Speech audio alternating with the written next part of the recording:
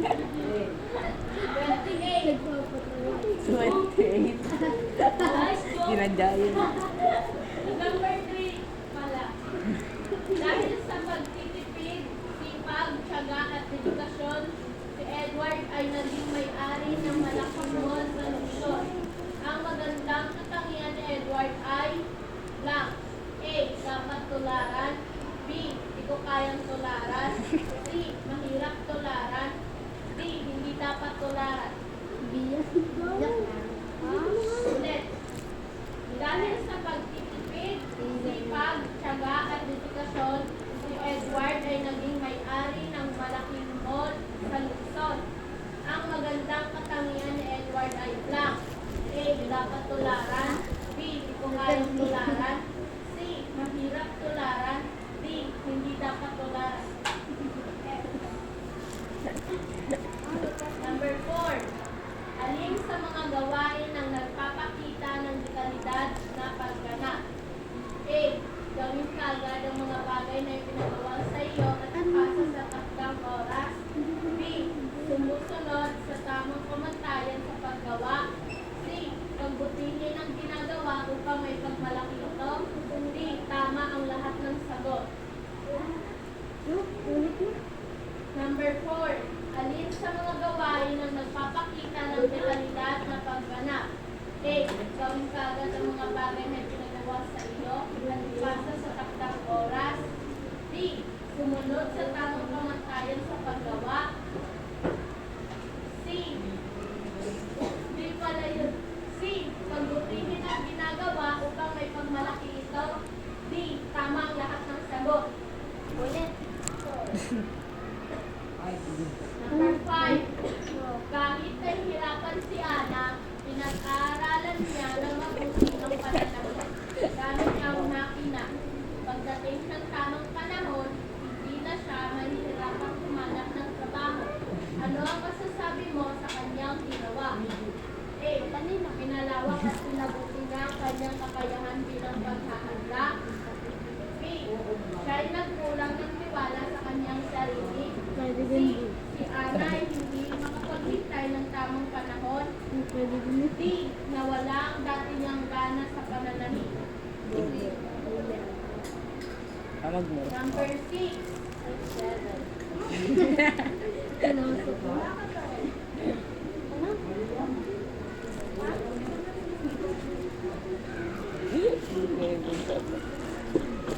7.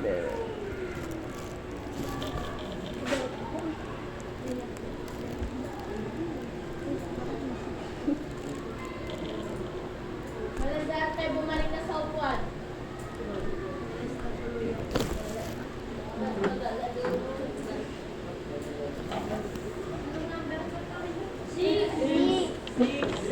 Bumalik daw sa uwan. Kahit na hihirapan Number 6. Ang mga sumusunod ay mga kasanayan upang mapahusay ang paggawa maliban sa blank. A. Mag-focus at ituon ng pansin sa gawain.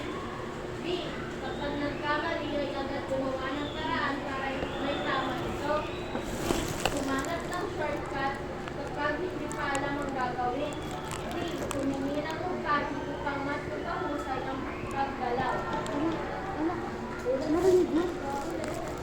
Number 6. Ang mga sumusunod ay mga kasanayan upang mapahusay ang paggawa maliban sa blank. A. Mag-focus at ituon ng pansin sa gawain. B. Kapag nagkamali ay agad gumawa ng paraan para may tama ito. C. Humanap ng shortcut kapag hindi pa alam ang gagawin. D. Humingi ng upahan upang mas mapahusay ang paggalaw. Number 7. Bibisita ang mga pinsan mo sa susunod na linggo. Kulang ang inyong mga unan sa bahay at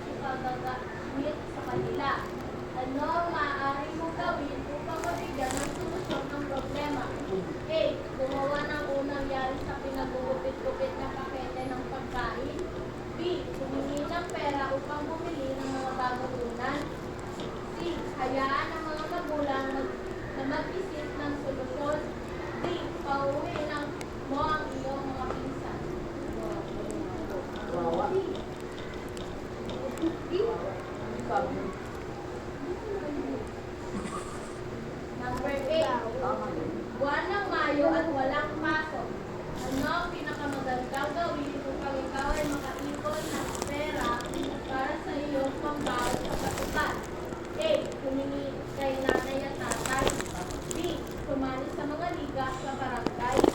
C. Magbakasyon sa malayong lugar. D. Magbenta ng halo-halo at mga kapanin. Ulit. Buwan ng Mayo at walang pasok. Ano ang pinakamagandang gawin upang ikaw ay makaipon ng pera para sa iyong pambaon sa pasukan? A. Humingi kay nanay at tatay. B. Sumali sa mga liga sa barangay. C. Magbakasyon sa malayong lugar. D. Magbenta ng halo-halo at mga kakanin.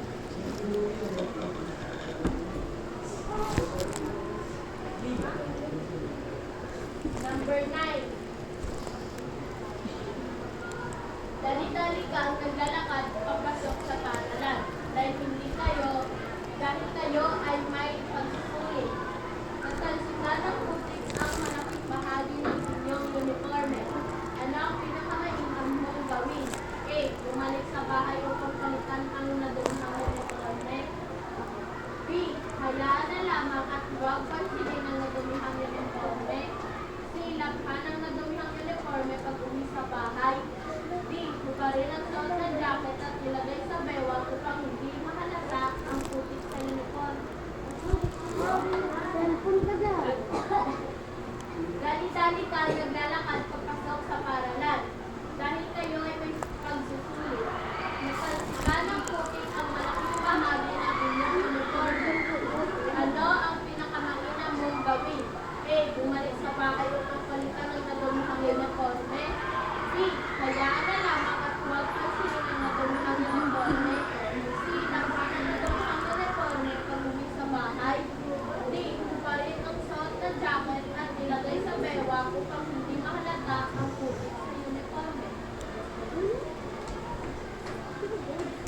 Number 10. Dala-dala mo ang proyekto na isasabit mo sa iyong guro. Dahil deadline na. Sa hindi inaasahang pangyayari, nabitawan mo ito at nadumihan. Ano ang maaari mong gawin? A. Ulitin na lamang at ipasa kinabukasan. B. Ibilad sa araw at ituloy pagdating sa klase.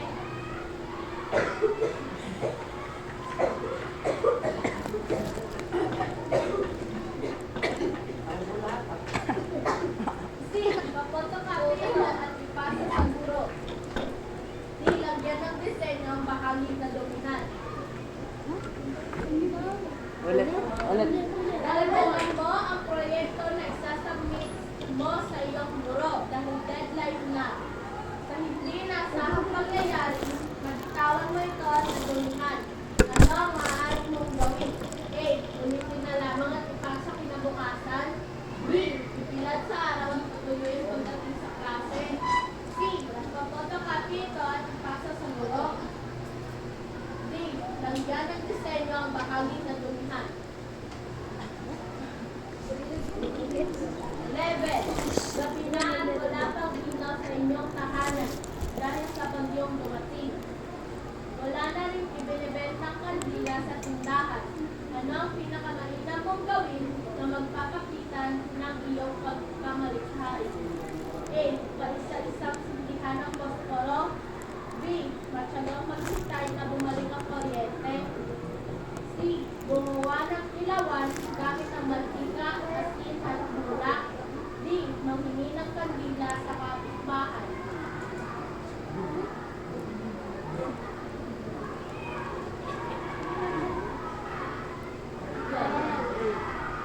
Well, ang pagkamalikhay ay ang paggamit ng imahinasyon o original na ideya, lalo na sa paggawa ng isang likhang sining.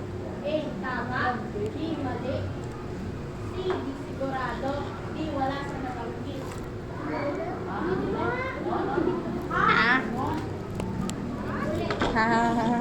Ang pagmamalikhay ay ang paggamit, bumalik ka sa upuan mo.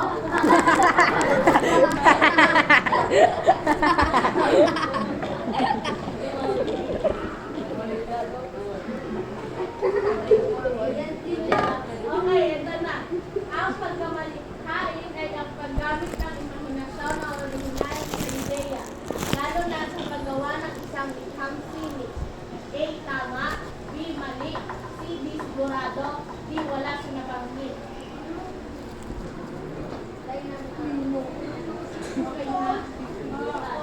Bumalik ka sa upuan.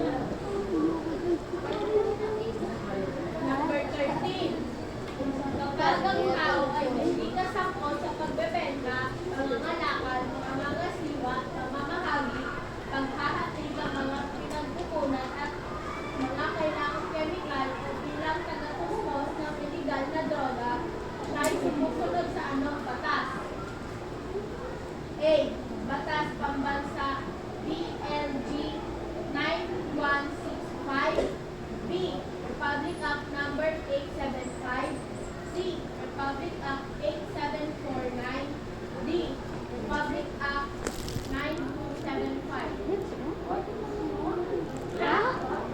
Kapag ang tao ay hindi kasangkot sa pagbebenta, pangangalakal, pangangasiwa, pamamahagi, paghahatid ng mga pinagkukunan at mga kailangang kemikal o bilang tagatustos ng illegal na droga, siya ay sumusunod sa anong batas? A. Batas Pambansa BLG 9165. B. Republic Act Number 875. C. Republic Act 8749. D. Republic Act 9275.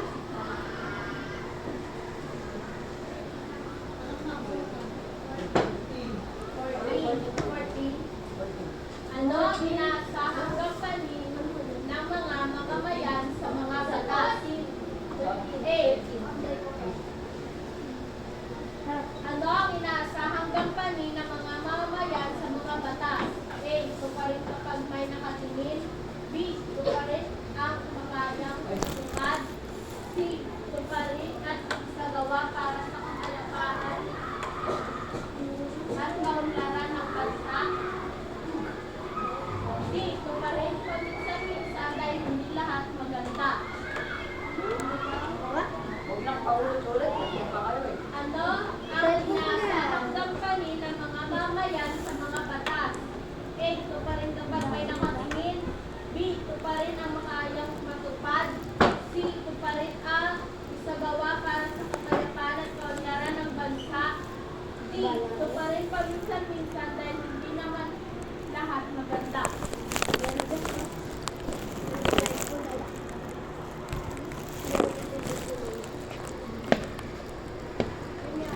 Ayaw na mag-start sa hapon. Sabi nila kung ano maingay at may ay, hindi ka makapagkuha sa tao. Alin May sa mga sumisipol kasi. sumusunod na gawain ng Tapos may nagpapakita ng dislike na pagtupad siya. sa batas Ako para yun. sa Ginagawa ko. kasataan? A. Pagmamaneho ng walang lisensya. B. Pagmamaneho ng may suot na helmet. C. Pagpapaupo ng sanggol sa unahan ng sasakyan. D. Pagpapaupo sa sasakyan ng walang seatbelt.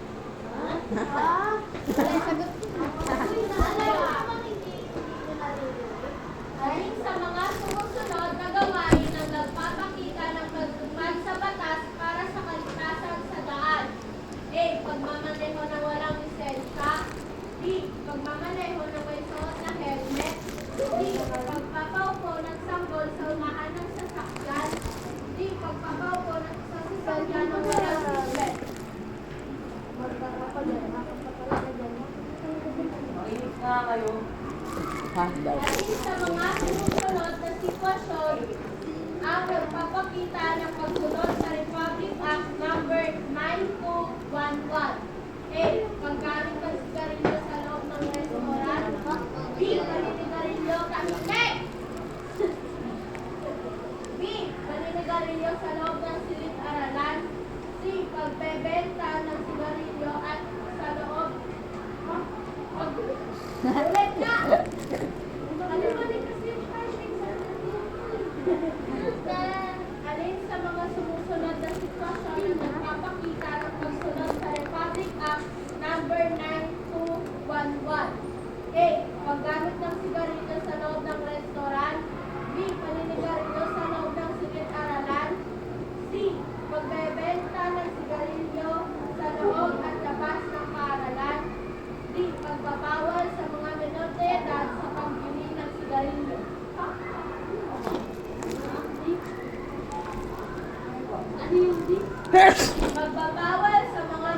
sa pagbili ng sigarilyo. Nagsabi ko na nga ito, lalagyan ko ng bulak. Aling Sally ay pinuli ng mga otoridad dahil sa pagsunog ng kanilang mga basurang gawa sa plastic. Anong batas ang kanyang nilabag? A. Universal Health Care Act. Wala ko walang yun. Ay, ano number na? B. 17. B. Philippine Clean Air Act of 1999. C. Tobacco Regulation Act of 2003. D. Comprehensive Dangerous Drug Act of 2002. Ulit.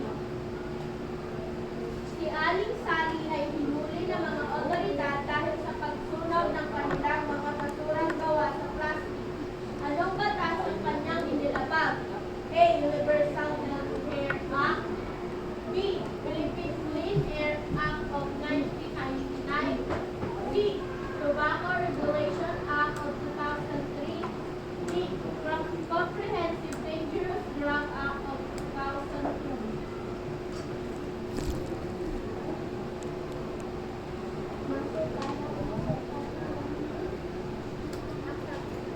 Layunin nitong gawin miyembro ng Philippine Health Insurance Corporation.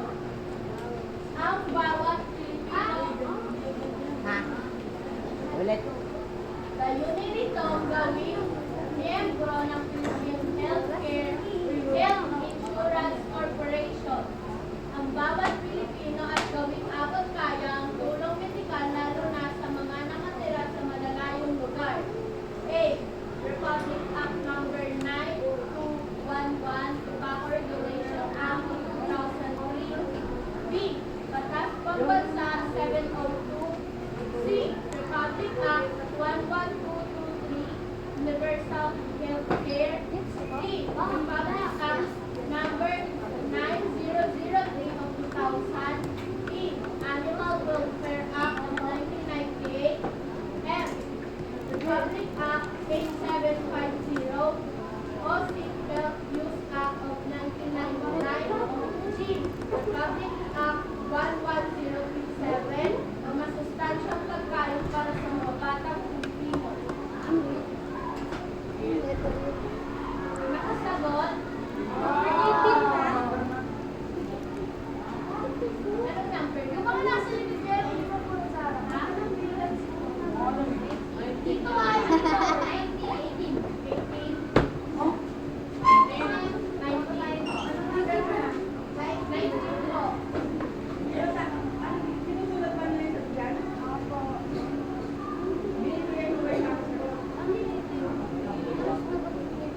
Pagbabawal sa hindi pagtanggap o pagtanggi ng mga tagapamahala ng mga ospital at klinika ng kaunang-una sa mga pasyente, higit lalo na kung ito ay emergency cases kung hindi sila makapagbigay ng kaunang bayad sa deposito. A. Republic Act Number 9211 Tobacco Regulation Act of 2003. B. Batas Pambansa 702. C. Republic Act 11223 Universal Health Care. D. Republic Act Number 9003 of 2000. E. Animal Welfare Act of 1998. F. Republic Act 8750 o Seatbelt Use Act of 1999. G. Republic Act 11037 o masustansyang pagkain para sa mga batang Pilipino.